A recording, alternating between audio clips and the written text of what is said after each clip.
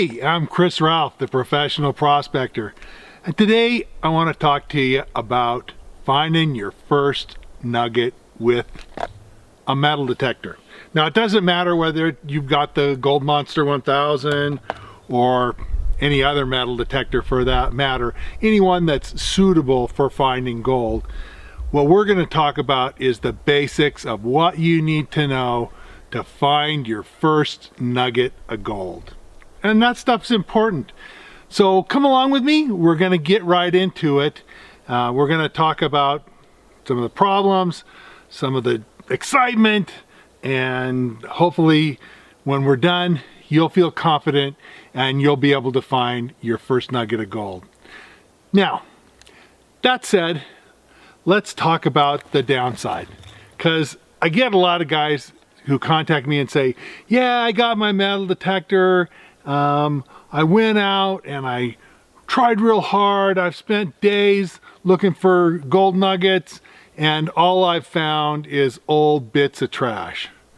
Well, there's two things I got to tell you about that. One is, I'm sorry, but the nature of prospecting with a metal detector is that in most places you're going to find trash. I've been to places where I dug more gold than trash, but I got to tell you, that's a rarity. Usually you dig a whole lot more trash than gold. It just is the nature of it. The old-time miners, honestly, in the 1800s, if they had some trash, old tin can, old nails, bent nails, something like that, ving, there, problem solved. They got rid of the trash. That's all they did. Ving! It's not what we would do today. You know, when I go out prospecting and actually when I find old timers trash, I take it with me and dispose of it properly. If I have some trash that I generate, you know, I have a can of soda for lunch or whatever, you know, I take the can out with me, all right? I take the junk that I generate out with me. And that's the modern way of doing it. But the 1800 guys, yeah, they did. Bing!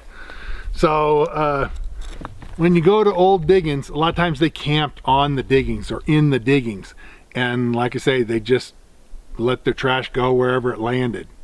So I'm sorry about the trash, but digging trash is the nature of the beast. Now, there are smart ways of dealing with trash and not smart ways of dealing with trash. One of the things that you need to know is there are concentrations of trash. Like the old-time miners, a lot of times they didn't really just fling it wherever it landed, although they did some of that. They would have a trash area and they would put their trash in the trash area. They didn't want old tin cans everywhere, so there'd be a pile of old tin cans, or there would be a pile of old square nails or something like that. And a lot of times, if you're careful with your detecting and you pay attention to your surroundings, you can work on the fringes of the worst trash and still find gold. And stay out of the very worst trash. If you're going to be in the very worst trash, you're going to need to use some discrimination. And I've got a whole video that you should watch on discriminating and using discrimination successfully. But I recommend for new guys still wanting to find your first nugget, stay out of the most trashy areas. Try to hunt the fringes, you know, hunt the workings that the miners left behind, but hunt out of the trashy areas. So let's get started on the details of what I want you to know to get out there and find your first nugget.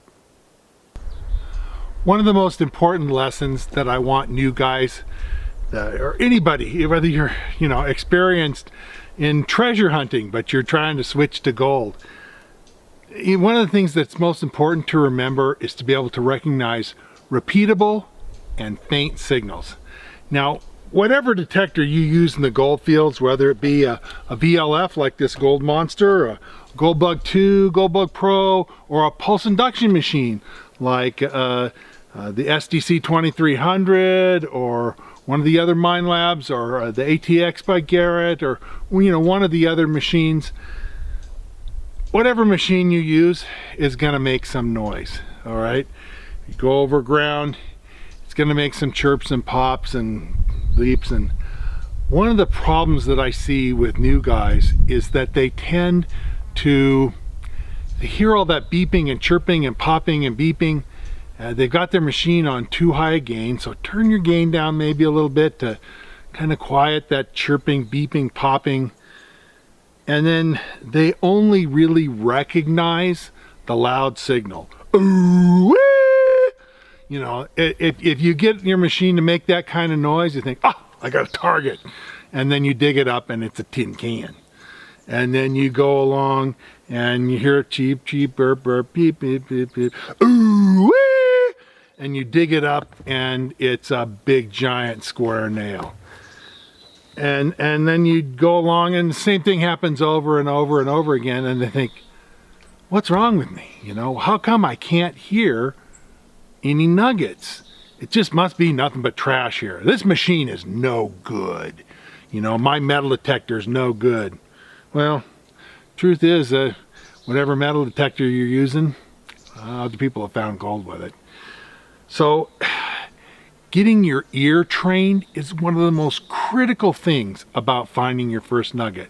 I have a favorite story about that it actually was a TV show from Australia that I watched, and it showed a guy wanting to find his first nugget, and he went out and, you know, he dug all the really loud signals, and sure enough, they were all trash. Now, every once in a while, rarely, you do get a big nugget that's close to the surface and it really makes a lot of noise.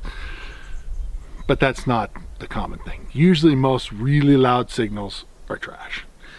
So anyway, this guy from Australia, he went out and he hunted, and he was on good ground. He had a friend that let him, you know, prospect on his claim, and you know, he prospected and prospected, and all he could dig was trash and bullets and junk.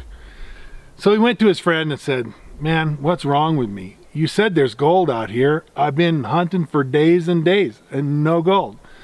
What's the deal? So he had the guy come out with him to the claim, and the new guy went out there and he was going along, and there was little bumps and noises, and he went over one spot and it went like that, and he just kept going, because that sounded to him like the beeps and chirps and pops that the machine make, the little Well, as soon as I was listening to it on TV, and as soon as it went over, it's like, whoa, wait, that's a target. And and of course my wife makes fun of me all the time for talking to the TV. The TV isn't listening. But his friend who was with him let him go a few more steps and then said, okay, stop. Now go back and go over that again. And the friend said, now listen really closely. Listen for faint targets. Don't just ignore every little beep and chirp and pop and click that the machine makes. And sure enough, he went over the same spot and it went, and the guy stopped him and said, now go over that again with your coil. Every time he went over it, same sound. That's what we call a repeatable target. All right? It makes the same sound. Now, if you go over something and it goes click, beep, nothing, you know, it's not repeatable. Okay, it's probably ground noise or hot rock or something. But this guy went over this target and it went, wasn't super loud, but it wasn't, you know, I mean, I could hear it as a television watcher. I knew what it was because I know what those detectors sound like on fake targets. And so the friend said, all right, that's a target, dig it. And so the guy recognized, after being shown the faint target and going over it the number of times with his detectors, like, okay, I hear that. And he dug the nugget up, or he dug the target up, and of course it was a nugget. It was his first gold nugget. That's what I'm trying to get you guys to do. Listen for those repeatable targets. If you only are able to hear the big, you know, the screaming loud target, if that's all you can hear, you're gonna have a hard time, because the vast majority of those are trash. Every once in a great while, every once in a blue moon, maybe once or twice in a lifetime, okay, those screamers are gonna be gold. The vast majority, they're gonna be a tin can, horseshoe, some other piece of, steel, metal, some big metallic object that's not gold. So you got to be able to hear the faint targets. If you can't hear the faint targets, you're going to walk by and ignore 98% of the gold that you swing over. So think about it. Maybe you need to go out, maybe just in your own backyard or some other place nearby, and put some little tiny BBs or other targets down and bury them deep enough so that they're not going to be loud, and we don't want to put it right on the surface, because usually even a lead pellet from lead shot from a shotgun will be loud if you go over it. It's right on the surface. So put it down an inch or two, and maybe go over it with your detector. Make it into a faint sound and hear those faint sounds, and then go over it back and forth and back and forth and back and forth. That way you'll understand the concept of repeatability, that you go over a target and it sounds the same every time, and it's not strong. That's going to put you a huge step forward in finding your first nugget. It's just being able to hear faint, repeatable targets. Another important thing that you should know is understanding where the right spots are to dig in an area. Now, I brought you here today to an old placer digging. Here you see piles and piles of rock. Those are thrown up there by the old placer miners. This was what they call a ground sluice type of operation, where they ran comparatively low pressure water and washed the gravel into sluice boxes, and then they'd take the rocks like these that were too big for the sluice box, they'd take those and throw them in piles like this. So if you come to a place like this, where's the right place to dig? Where should you go? I mean, this area goes on for acres and acres and acres and acres behind me. And it goes on for acres that way too. And it goes on for a ways that way, but not as far. But it covers probably the total area, 150 acres maybe. It's huge. So where should you dig? Okay. Should you be putting your metal detector over those piles of rocks? Probably not.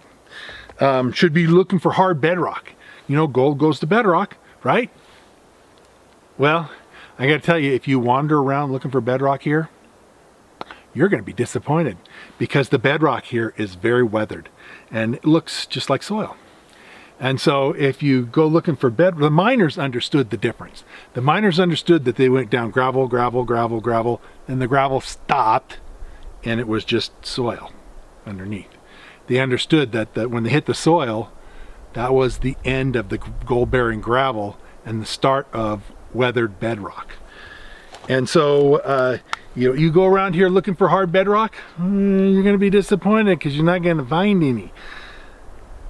If you go around here and understand that the bedrock is really this weathered soil type stuff that doesn't have any gravel, you'll be a lot better off. And so, on the other hand, there are plenty of places that I go to that have hard bedrock. And you want to look for the hard bedrock, and you want to look for the crevices in the bedrock, because that's where the gold is going to be. So it's not a matter of having one little thing that you understand. Go look for the bedrock. It's about understanding where you're at, because where you're at will tell you what you should look for. All right? So I've been around this area, and hey, I've found nuggets here. So have other people.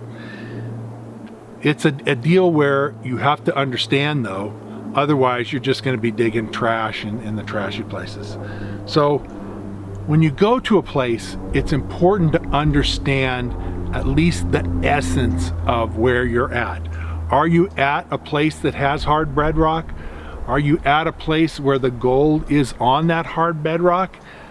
It makes a huge difference. This is not a stream. This is an old gravel deposit. It's basically, honestly, a pretty much residual kind of deposit.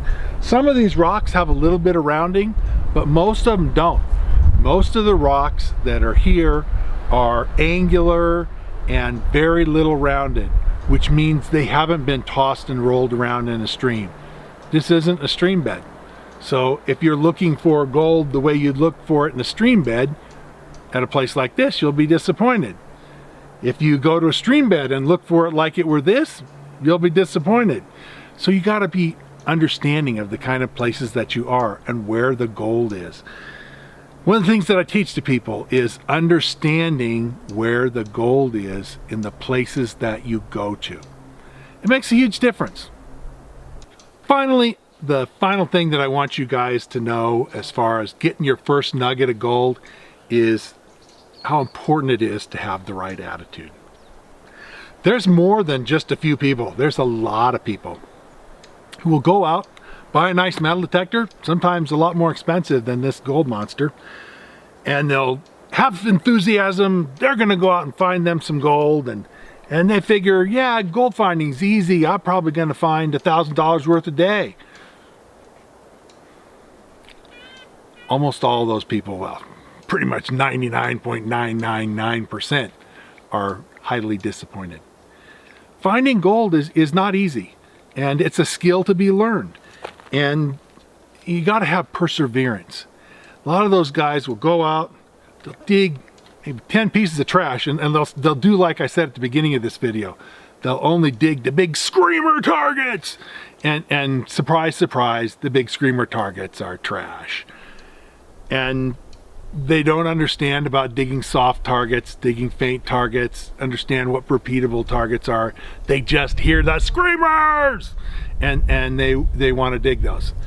And so they dig a dozen trash targets and they say, "Phooey on this," and they give up, and you know, their metal detector goes in the closet, or maybe they'll go out once or twice and do the same thing. "Phooey on this." It's a bunch of, you know, I get responses in my my YouTube page that say, "You can't find gold with a metal detector. That's a bunch of malarkey. I've been out with mine and I can't find anything."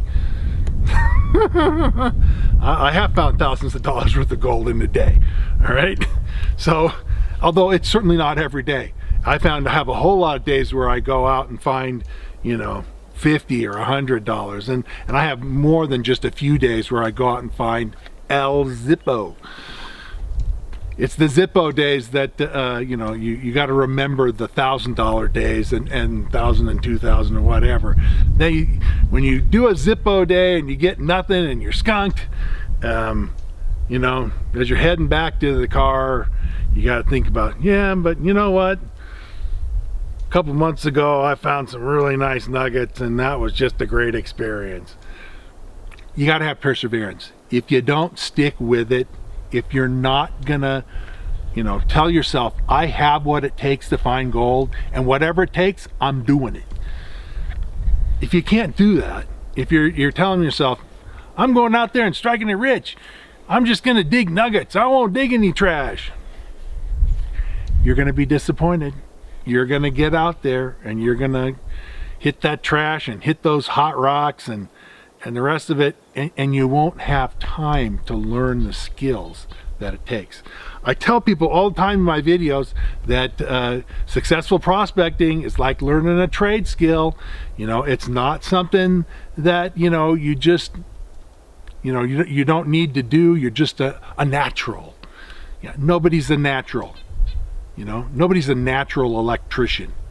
You'll learn. It's a skill. And so learn to hear those faint targets, learn to persevere, accept there's going to be trash, try to avoid the worst of the trash if possible, and stick with it. Do what it takes. There's gold out there to be found, and you can find it. There's no question. You have the skills to do it. I'm just an average Joe. You know, it's not like I got some magic up my sleeve. Got no sleeves to have magic up. I just started many years ago, and I had good days and bad days, and I worked at it, and I kept trying, and I studied, and I read books, and I learned, and I used to subscribe, or still do subscribe, but long ago I subscribed to the magazine, the ICMJ Prospecting and Mining Journal. I got a link for it in the description. I'm the associate editor now of the magazine that I used to subscribe to and learn from. I write articles to tell other people what they need to do to learn. So if you're going to take it and get a metal detector and go out to find your first nugget, take it seriously. Understand that a lot of people spend a lot of time learning how to find gold, and it takes a while to find that first nugget. I know people who've spent 6 months or a year, sometimes even more, detecting before they find their first piece of gold. Then the second piece of gold comes a little easier, and third, even easier. And I can tell you, by the time you get to 400 or 500 pieces of gold that you found with your metal detector, it's a lot easier. And by the time you've found lots of them, like I have, you don't feel bad when you have a skunk day. You have a skunk day and it's like, nah, it was nice to get out in the woods. It was nice to get out in the desert. It was nice to get out, right? I enjoyed myself. I had a good time. Gold or no, you know, you learn where to go and where not to go. You gain the skill, but you don't get to that skill point without sticking with it. You don't get to that skill point without telling yourself, I'm staying with this no matter what it takes. If you have the guts and the stick-to-itiveness to do it, and you're willing to put in the effort to learn, no reason why you can't be successful. In fact, if you really do those things, you will be successful. It's just a matter of effort. But a lot of guys aren't willing to put in the effort. They just want free gold. You know, a lot of people want free money and free stuff. You know, where's my free stuff? We got the where's my free stuff generation going. But gold prospecting is a lot of fun. I enjoy it. And if you want to learn more and you want to gain the skills that's necessary to find gold with your metal detector, I wrote a book that's all about prospecting. It's not just about metal detecting, but it certainly has plenty in it about metal detecting. It's not just about dry washing or just about panning or just about sluicing or just about geology. It's about all those things. So I'm going to tell you a little bit more about my book right now. So let me tell you a little bit more about my book. It's called Fistful of Gold, and I wrote it because I want you to be able to go out and find for yourself fistful of gold. And you can see that it's an encyclopedia with all kinds of information, pictures, and that sort of thing. It's not in color, but color would have cost me a lot more to have printed, and so the book would have cost a lot more. It's for sale on Amazon, and you can pick it up. I'll put a link in the description below. I also serve as the editor for a prospecting magazine. It's ICMJ's Prospecting and Mining Journal. And honestly, you should check that out. We got stories and information, legal stuff, everything you know to increase your skills as a prospector. I write articles in this every month, and a lot of other very experienced prospectors contribute to the magazine as well. So check the magazine out. Also, I have a website, and the website is at NevadaOutbackGems.com. I'll put a link for it in the description below, but there's gobs of information there that you will find useful in your prospecting efforts. Finally, I want to say that I really appreciate your comments and thoughts, and even positive criticism. Don't come on there and just toss out insults, because I'll just delete your comments. But if you've got helpful things to say and questions to ask, do write and put those in the comments, because I answer my comments to people, and you'll hear from me in responding to you. So if you've enjoyed this video and you like what you see and you're interested in finding out more, well then sign up, subscribe, and hit the notification bell so they'll let you know when I post new videos. And like it and share it if again you see stuff that you really are excited about. And I'll be coming out with lots more new videos, and so we'll see you again real soon.